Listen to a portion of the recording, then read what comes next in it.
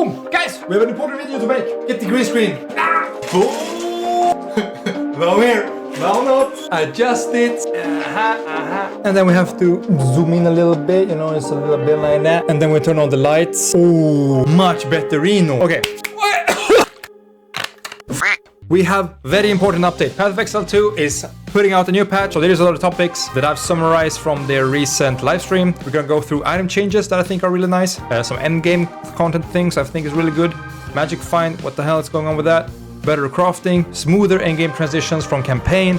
Penalties that hurt new players, because you know we all about that new player acquisition. Ascendancy swap. So let's go right into it, no wasting time. So, item changes. You can now overwrite runes. Very nice! When you go through the campaign and you put some runes in, maybe right now you need some lightning resist and fire resistance, but then later in the game, you find a new item that gives you so much resistances that you already got. So now you can swap out the runes on the other gear to give you more lightning resistance if you're lacking that. So that's a really nice change, good quality of life. I don't know why it wasn't there at the beginning. Like, yeah, we totally f***ed up here. Whatever, it's there now. So this will help all the new players getting their resistances fixed more easier. Bad affixes is now less common when you craft on gear. Basically meaning less accuracy, life on kill, mana on kill, those stuff that you really don't want when you're, you know, the affixes you're not really looking for when using the crafting currencies. What you actually want: life, mana, cast speed, attack speed, resistances and things like that. They will buff low level uniques, so you will find that low level uniques are now more powerful and you can happily use them when you're gearing or leveling your new character, making the leveling experience on your second character a bit more quicker, so you can keep playing the game and have fun, making it less annoying when it's more repetitive. And they're also buffing armor, because armor has been lacking. There's tons of videos out on YouTube. One primarily that I enjoyed watching is from popular YouTuber streamer Tavern. He's talked about how armor desperately needs a buff. It's lacking compared to energy shield and evasion rating, because they have so much good synergy together. That's why I like Monk, despite all the hate I'm getting telling me that Monk is not as strong as I make it seem to be. Whatever you guys are saying, my personal experience playing Monk has been so smooth sailing compared to anything other I've been trying. The synergy with evasion rating and an energy shield with intelligence and dexterity, they just synergize so good, and the Monk makes it super easy to stack. It's just crazy the benefits you can get from their ascendancies. So endgame now will be more rewarding overall, and some endgame mechanics will get buffed, such as expedition, ritual strongboxes, so you'll find them more rewarding and you'll want to do them more now, because they blast before they weren't so rewarding. Strongboxes took a lot of time. It felt like you wasted time by doing the strongboxes basically, because they weren't rewarding enough. And they're trying to make larger map now feel less unrewarding by scaling the amount of rewards that you can get by the layout of the map. So bigger maps will now have more meaningful mobs, rare mobs, good loot.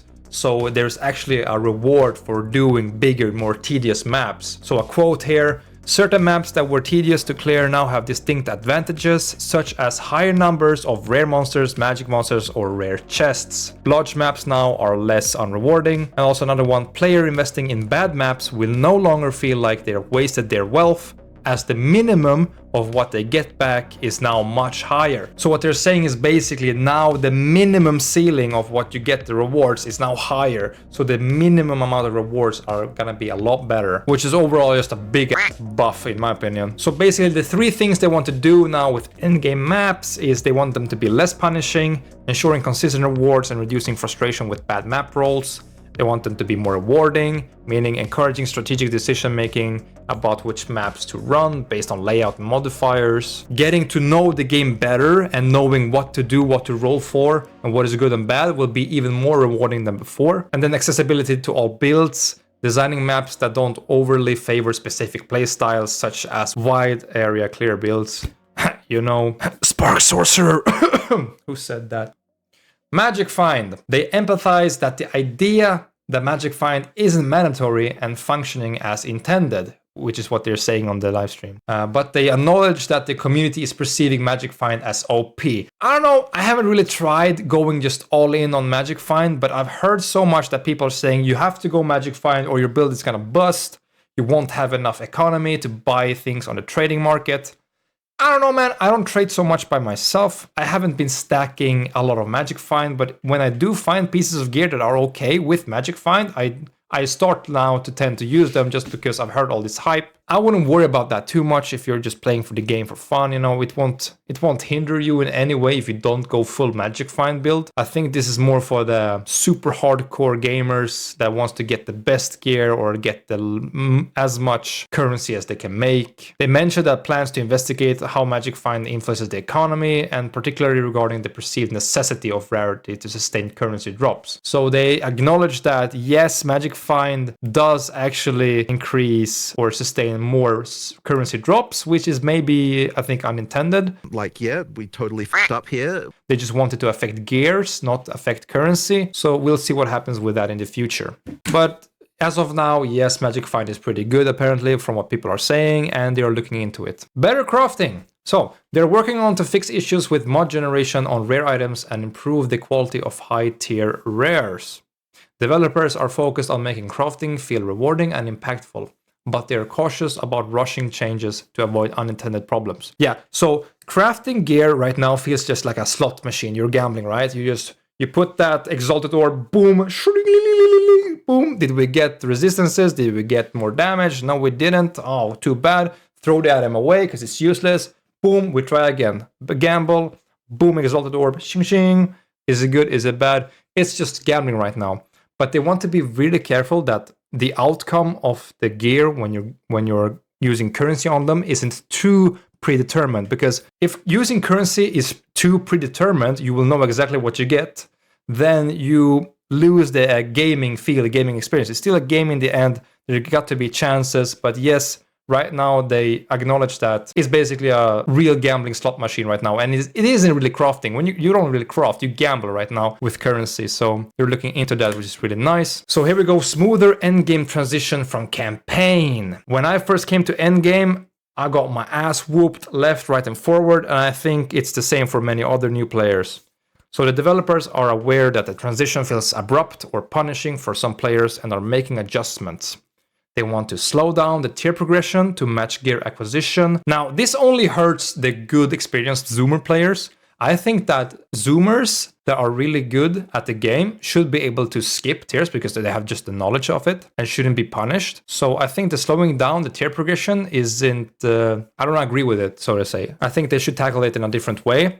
They're gonna increase the minimum rewards to mitigate bad luck. Now, this is one change. I find it really good. Instead of bringing down the better players, they should help the worst players. And this is one way to do it, just increase the rewards and mitigating bad luck. I think is a really good way. And they want to provide more clarity and fairness in map design and progression. So basically meaning they want to try to help out the new players in figuring out what maps are good, what maps are bad in some way. Penalties that hurt new players.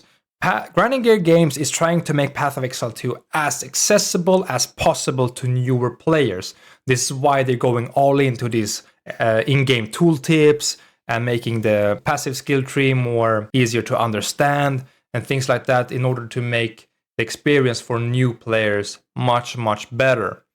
Now, it's not perfect by any means. They have so much things more to do, but they are improving the game and you can see proof of it. The game is only getting better and better, and this is why I love. Most of all, they're transparent with everything. They if you ask something, they tell you exactly how it is. They're not trying to go around it like other games are doing. Like, yeah, we totally f***ed up here. So some struggles that people have been vocal about is one portal maps. Basically, you play a map, you die once, the map is cooked, you can't do it anymore, especially those tied to pinnacle bosses or high value encounters. So they're highly punishing for deaths, and players feel like they lose significant progress if they fail their instance. So they're hesitant to try out these higher difficult maps. So new players are more likely to die in endgame encounters because they're still learning the boss mechanics, map layouts, and their build strength and weaknesses. Like, you don't know what's wrong with your build essentially until you die and like, okay, I'm dying a lot here. Maybe I should check out my build. What's wrong? Oh, I have maybe not enough resistances here. Or maybe, I'm not having enough damage output. So prolonging the fight, lose all my flasks. And doing this helps with retention.